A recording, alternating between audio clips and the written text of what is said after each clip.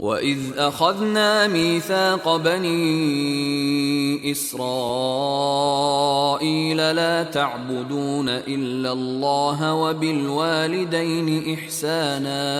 وَبِالْوَالِدَيْنِ إِحْسَانًا وَذِي الْقُرْبَى وَالْيَتَامَى وَالْمَسَاكِينِ وَقُولُوا لِلنَّاسِ حُسْنًا وَأَقِيمُوا الصَّلَاةَ وَآتُوا الزَّكَاةَ ثُمَّ تَوَلَّيْتُمْ إِلَّا قَلِيلًا مِّنكُمْ وَأَنتُم مُّعْرِضُونَ.